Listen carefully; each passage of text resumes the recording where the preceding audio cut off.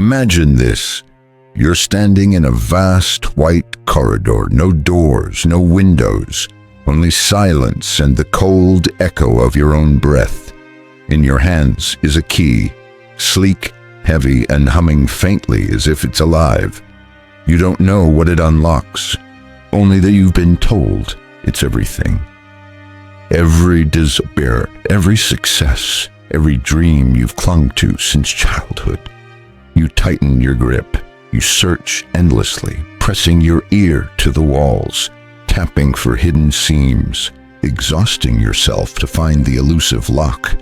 But the corridor remains unmoved, indifferent to your struggle. Now imagine this: the moment you give up, the second you drop the key, the floor beneath you softens, vanishes, and you fall, not into darkness, but into a blinding, overwhelming openness. Every locked door gone, every craving already present. The key was never needed, but your mind recoils. Why would surrender open more than control? Isn't power born of will, not relinquishment? We are taught relentlessly, subtly, and from every angle that control is survival, that to shape life, you must grip it with white-knuckled precision. Vision boards, hustle culture, strategic networking, optimize, calculate, dominate. And yet, the harder you squeeze, the more life slips through your fingers like vapor. Have you ever noticed how the love you chase seems to retreat the moment you confess need? How the more desperately you try to prove your worth, the more invisible you feel. How your plans, your deadlines, your careful timing dissolve in the face of some mysterious, unpredictable rhythm. There is something haunting in that pattern, a quiet rebellion beneath the surface of existence, whispering, "You're not in control." And that's exactly the point. Why is it that what we desire most arrives only when we stop reaching for it? Is it possible that the act of grasping pushes what we seek further away? Or that the universe, God, the subconscious, whatever name you assign, responds not to force, but to surrender? It's a cruel irony, isn't it?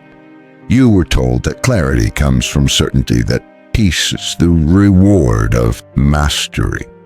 But what if it's the other way around?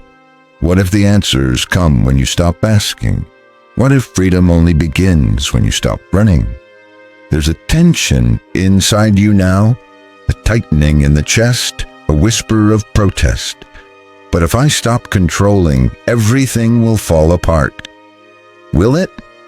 Or have you been living in a cage of your own construction, obsessing over bolts and hinges, never noticing the bars were made of air? What if your pursuit is the very thing blocking the path?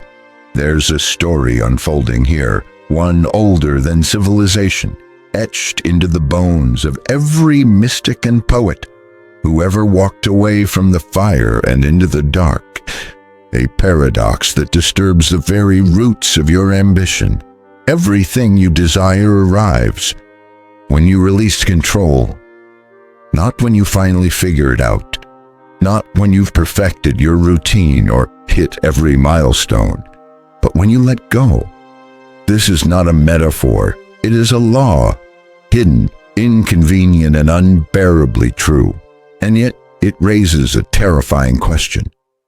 If control doesn't lead to fulfillment, what does? Who are you without the striving? If you stopped forcing outcomes, would your life collapse? Or would something greater emerge? Could it be that surrender is not weakness, but the doorway to a different kind of power? One that doesn't come from bending life to your will, but from aligning with something deeper, something that already knows. Pause. Feel that discomfort rising. Your mind's resistance to stillness, the instinct to calculate, plan, do. It's not accidental. It's been implanted in you, reinforced by every authority figure, every success story, every algorithm screaming, take control or be left behind. But what if that's the lie? What if the truth is the opposite? What if desire and fulfillment are not goals to conquer, but frequencies to tune into? And what if your grip, your obsessive control, is scrambling the signal? This is where we begin, not with answers, but with dissonance, with a fracture in your assumptions so deep it demands your attention. You've been taught to push, to strive, to orchestrate every note of your life's symphony. But what if you've been conducting silence? What if everything you long for is already waiting just beyond the grasping hand? We are about to peel back layers of psychology, of philosophy, of cultural mythologies that have shaped your identity without consent. What you'll discover may disturb you. It may challenge everything you believe about success, love, and meaning. But you'll also find a strange kind of liberation, one that doesn't ask you to do more, but to unlearn. Let's go deeper. Let's find out why you're addicted to control and what it's costing you. You weren't born this way. You didn't arrive in this world gripping the reins of control, white-knuckled and wide-eyed, planning every step ahead. No, your first breaths were full of trust. You cried, and someone came. You reached, and something was placed in your hand. Your body, your breath, your hunger. None of it needed strategy. It simply was, and the world responded. So what happened?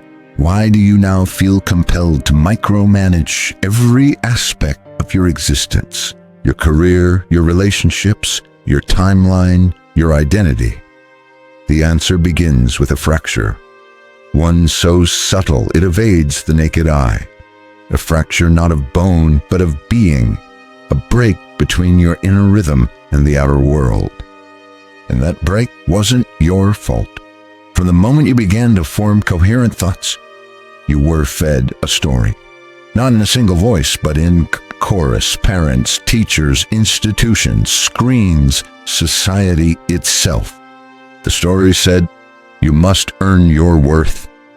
You are incomplete until you prove yourself. Control is safety. Letting go is failure.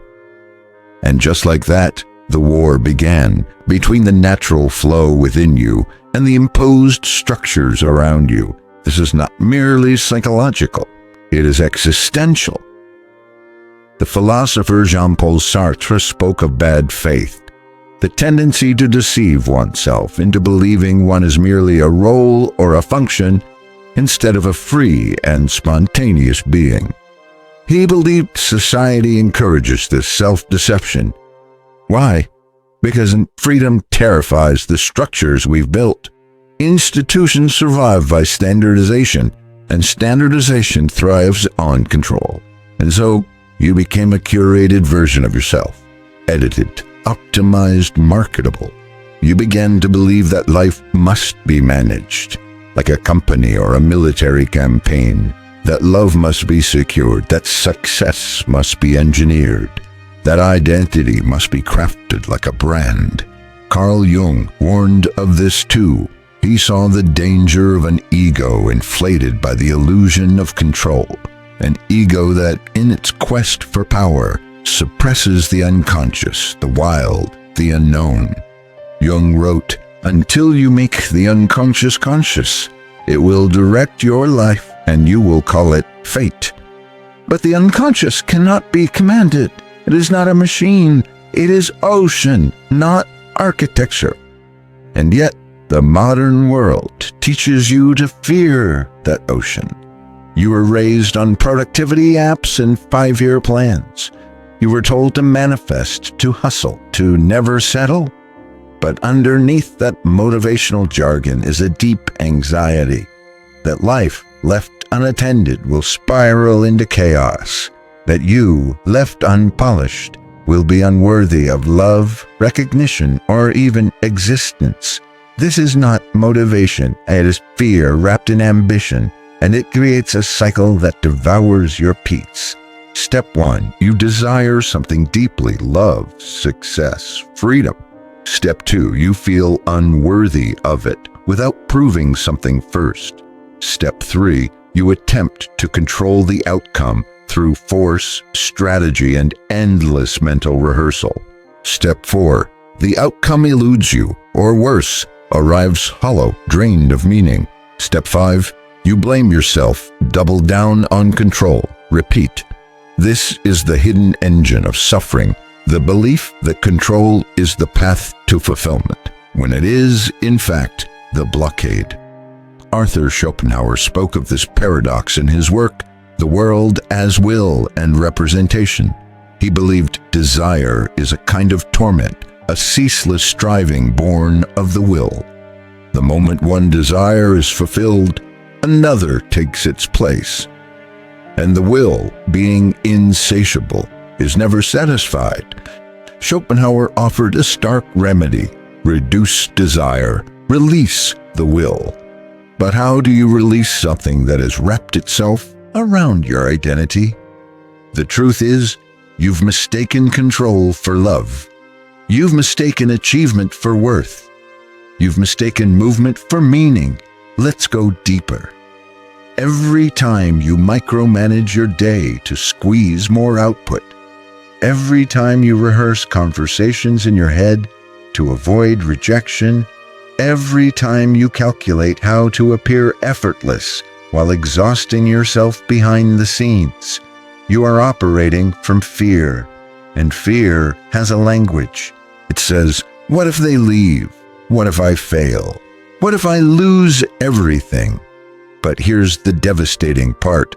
The more you operate from that voice, the more disconnected you become from the real you. The untamed, unpredictable, instinctual part that actually knows what you want and how to get there. Viktor Frankl, who survived the horrors of concentration camps, wrote in Man's Search for Meaning that suffering ceases to be suffering the moment it finds meaning. But he also warned against pursuing happiness directly. He said, happiness cannot be pursued. It must ensue. It is the byproduct of living in alignment, not the result of control, but of release. And perhaps that is the deeper truth hiding in plain sight. Control is not presence. It is anticipation. It removes you from the now and casts you into the future. A future shaped not by possibility, but by fear. Your obsession with control is a symptom of a deeper wound, a loss of trust in life itself. And this isn't just philosophy. Neuroscience backs it up. The brain's default mode network, active during daydreaming and self-referential thought, becomes overactive in people prone to anxiety, depression, and compulsive thinking. What fuels it? The need to constantly analyze, predict, and manipulate reality. In other words, control. But studies also show that mindfulness, surrender, and flow states deactivate this network, allowing peace, creativity, and deep joy to emerge. So the question becomes, if your attempts to control life are rooted in fear, and that fear is what keeps you from joy, then what are you really controlling? And is it worth the cost? What if letting go isn't giving up, but tuning into something older than your fear, something wilder than your plans? There is something primal in you that remembers how to live without forcing, something that doesn't need strategy to breathe, love, or create. You were born with it, and the world tried to make you forget. But we're not finished. This hidden problem, this addiction to control, doesn't just cost you joy. It distorts your reality in ways far more subtle and far more dangerous than you realize. Let's explore what happens when control becomes your lens. not just a behavior, but a worldview. Welcome to the consequences. Imagine waking up every morning inside a room you cannot see. You believe you're free. You open the windows, rearrange the furniture, decorate the walls. But what you don't realize is that the walls themselves are moving, tightening, adjusting based on your thoughts, your fears, your relentless need to control. Each time you plan, calculate, or micromanage reality, the walls grow a little closer. You've confused activity with agency, but you're not navigating the world. You're orbiting your own invisible prison. This is the most insidious cost of control. You lose sight of the cage because you built it yourself. And like all self-made prisons, the bars are reinforced by illusion. The illusion that if you just try harder, if you just optimize more, life will finally obey. But life doesn't obey, it responds. And when it responds to fear, it echoes it. Let's trace the ripple effect. You start with a goal. Maybe it's love, maybe success, maybe peace. Noble enough. But beneath the goal lies a script. I will only be safe, seen, valid if I control the path that gets me there.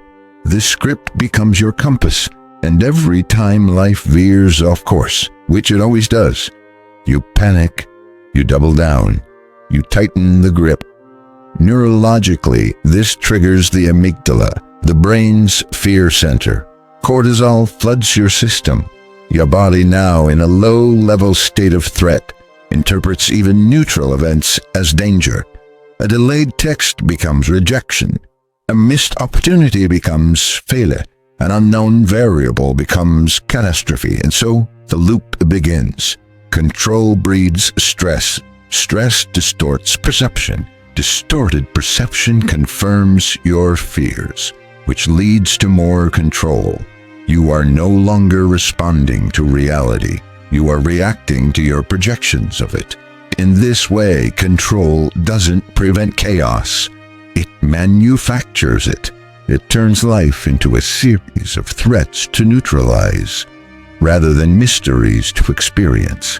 This isn't just happening to you. It's happening everywhere. Entire cultures are built on this pathology. Look around. From surveillance capitalism to algorithmic predictability. From hyperproductivity to curated online identities. Our world is obsessed with control, not just as a function, but as a value, a virtue, a form of moral superiority. The more you can manage, the more you're celebrated.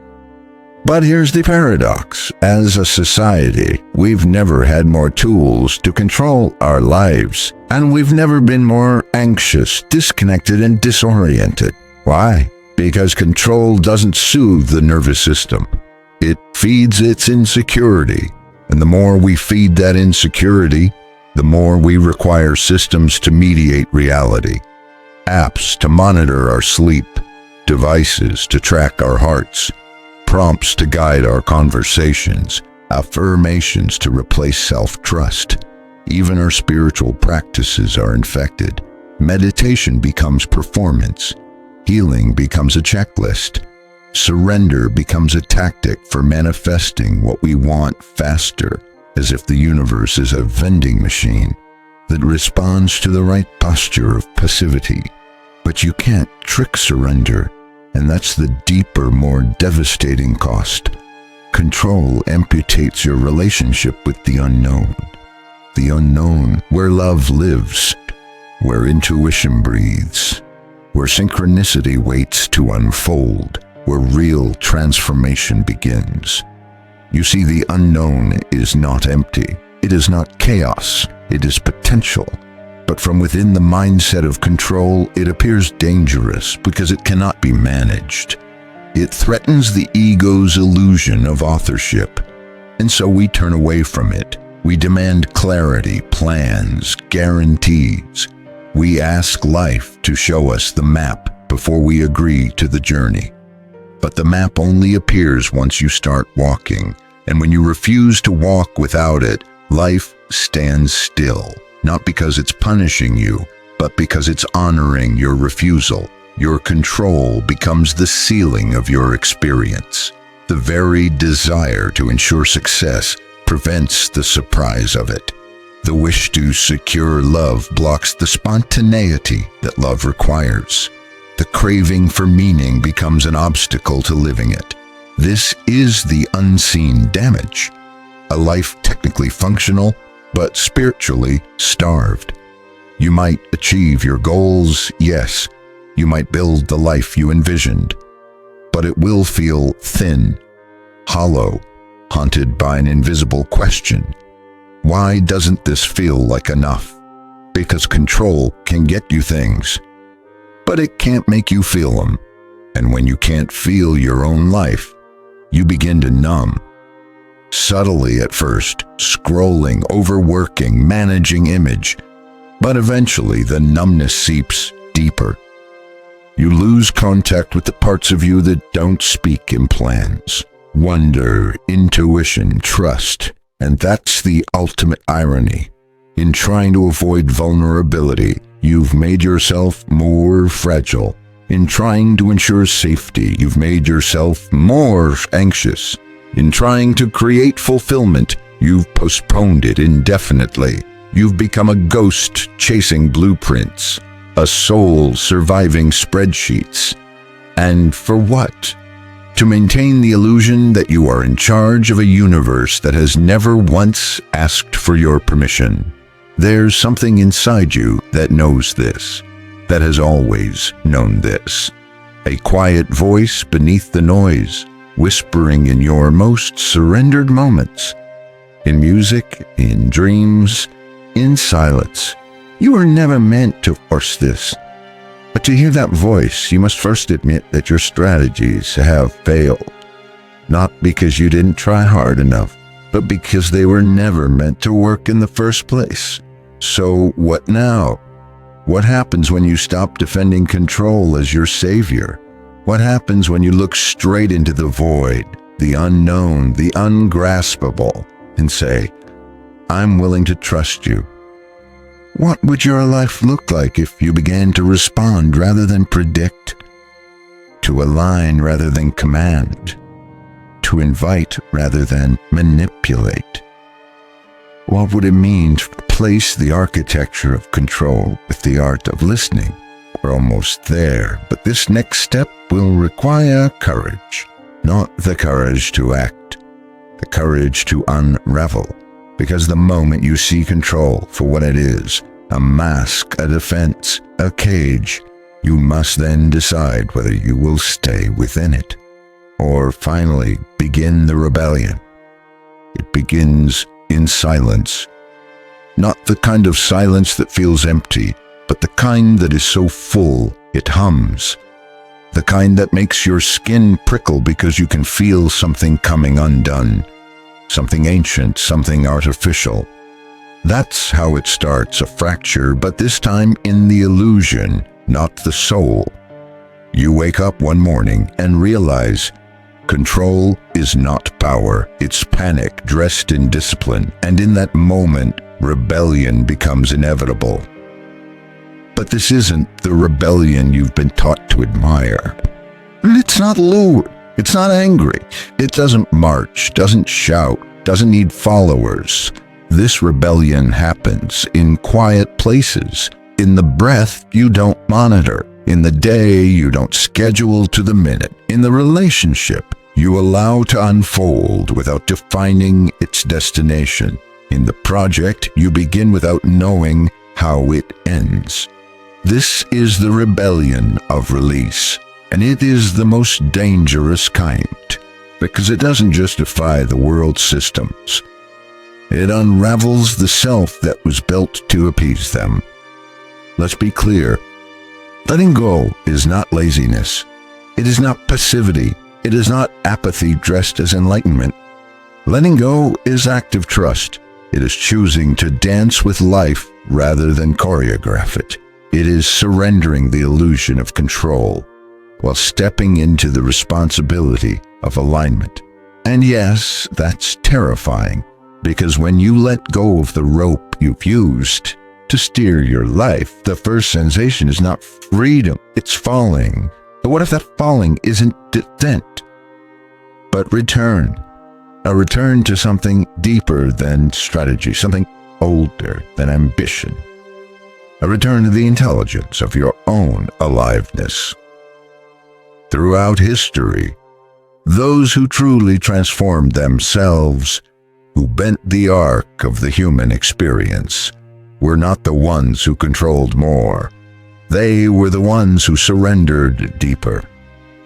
Think of Siddhartha Gautama, the prince who abandoned luxury not for punishment, but for presence.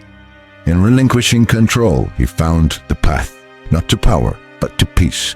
Or consider Viktor Frankl in the Nazi death camps, stripped of every human freedom, except one, the ability to choose his response. In the absolute absence of control, he discovered meaning, not imposed, but revealed. Even modern icons, creatives, visionaries, mystics, speak of entering a flow state where action happens through them, not by them. In this space, time warps, doubt dissolves, ideas arrive, unforced, unplanned, untouched by effort. They didn't control their genius, they invited it. This is what your soul remembers, that true power never clutches, true power calls. But to hear that call, you must unlearn the gospel of control. Here's the real shift. Instead of asking, how can I make life give me what I want? Begin to ask, what does life want from me right now? That question will change everything, because it moves you from command to communion, from striving to listening, from manipulation to participation. And the answers don't come from spreadsheets or schedules. They come from something quieter, something beneath the noise. So how do you rebel? Not with force, but with presence. Here are the weapons of this revolution. 1. Radical allowing. Let things be what they are before you try to change them. That means sitting with discomfort without labeling it bad. Watching a desire race without rushing to satisfy or suppress it. Feeling lost without demanding immediate clarity. This is not resignation, it's reverence. 2. Non-linear living stop. Treating your life like a timeline to optimize. Some chapters don't have arcs, some seasons aren't productive. Allow detours. Let go of the belief that growth must be upward and constant. A tree doesn't apologize for winter, neither should you. 3. Creative surrender. Begin things without knowing how they'll end. Write without an outline, love without conditions. Move your body without counting calories. Let your creativity be a conversation, not a performance. As poet David Whyte said, what you can plan is too small for you to live. 4. Trust in the unseen. You don't need evidence for every choice. Some paths are felt, not proven. Begin to value resonance over reason. If something feels alive, even if it's irrational, follow it. Intuition is the language of a life that's in motion. 5. Replace control with curiosity. When fear arises, don't suppress it or analyze it to death. Just ask, what is this here to show me? This shifts your relationship with uncertainty. It stops being a threat and becomes a teacher. 6. Be still. Often, stillness is not a reward, it is a necessity. In stillness, the false voices grow quiet. The internal manager, the critic, the strategist, they lose their grip. And beneath them, something ancient speaks. You'll know it when you hear it. Make no mistake. This rebellion will cost you. It will cost you your persona, the polished version of you who had it all figured out. It will cost you your excuses, your hustle, your armor. It will cost you the comfort of control. But it will give you something far more dangerous. Sovereignty. Not over life, but within it. Because when you stop controlling, you begin to collaborate with the fabric of existence. You step into a dialogue with the universe, a dialogue that has always been waiting, and you discover that what you were trying to force through effort was already trying to find you through grace. You were the dam, now you become the river. The final truth waits just ahead, and it will shake the foundation of everything you thought you understood about yourself, about success, about reality itself. It is the revelation that changes not just behavior but being. Prepare to meet the ultimate paradox, because the moment you release control is the moment everything you've ever longed for begins to arrive. Imagine this. You're walking alone, barefoot, across a vast and quiet plain. There's no map in your hand, no signposts in sight. The wind brushes gently past you like a whisper you almost remember. You don't know where you're going. You don't even know why. And then it happens. A subtle shift, not in the world around you, but in the one within. The tension that's lived in your chest for years, the hum of grasping, anticipating, calculating, loosens its grip. You exhale not just air, but identity. And for the first time in your life, you feel the ground beneath you. Solid, alive, trustworthy. You didn't arrive anywhere, but something arrived in you. A truth, not in words, but in knowing. Everything you've ever desired was never outside you, and it was never waiting on your control. It was waiting on your permission to feel free. This is the final paradox, the great reversal. You only receive when you stop trying to possess. You only become powerful when you stop trying to dominate. You only get what you long for the moment you stop demanding it. Because longing, when filtered through control, becomes lack. But longing, when filtered through surrender, becomes magnetism. This is not magic. It's not law of attraction disguised in poetic language. This is alignment. This is physics of the soul. When you release control, your entire being shifts from resistance to resonance. And reality, freed from the burden of obeying your narrow timelines and definitions, finally has room to meet you in surprising, even miraculous ways. It always wanted to, but it was waiting on your stillness, on your trust, on your willingness to let life love you in a language you didn't write. Let's speak plainly now. There is no finish line, no final destination, no perfect version of you at the end of the road who gets everything right. There is only this. The you who decides to stop waiting for circumstances to justify joy and instead becomes the source of it. That's what happens when you release control. You stop chasing a life that performs safety and you start living a life that breathes truth. You realize you don't need to earn love. You are it. You don't need to find purpose. It finds you when you become still enough to hear it whisper. You don't need to orchestrate miracles. Life is made of them. You've just been too busy building blueprints to notice the bird song in the morning, the unexpected message that arrives right when you were thinking of someone, the goosebumps on your arms when someone says the thing you needed to hear, the way your body knows when to rest, when to move, when to grieve. These are not random. They are evidence of a universe that is not indifferent but intimate. And when you release control, you don't lose yourself. You return to the version of you that never needed to prove anything, the child who danced without needing a reason, the soul who came here to experience, not to conquer, the being who remembers that peace isn't something you find, it's something you stop resisting. And what of pain, what of grief and loss, and the moments where control felt like the only shield? Yes, They are real. And surrender doesn't mean pretending otherwise. But what changes is your relationship with suffering. You stop asking it to leave. You start asking what it wants to teach. You let pain be a messenger, not a mistake. You let endings become doorways, not disasters. Because when you are no longer at war with reality, even sorrow becomes sacred.